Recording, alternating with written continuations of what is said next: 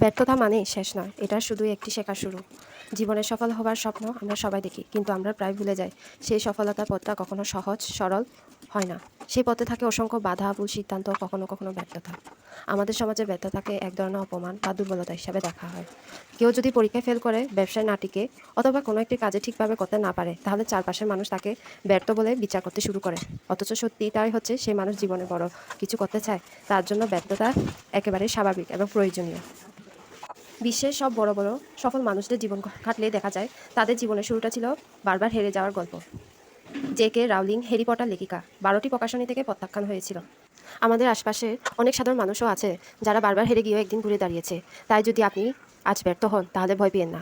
এটাকে নিজে শেষ নয়, বরং একটি নতুন সূচনা হিসাবে দেখে নেওয়া উচিত। আমাদের আজকের ব্যর্থতা হতে পারে আগামী দিনের সাফল্য। আপনার অভিজ্ঞতা, কষ্ট আর চেষ্টাগুলো একদিন আপনার জীবনের গল্পের গর্ব অংশ হিসাবে থাকবে। যে ব্যর্থতার পরেও উঠে দাঁড়ায়, সাফল্য একদিন ঠিকই তার দরজায় কড়া নাড়ে।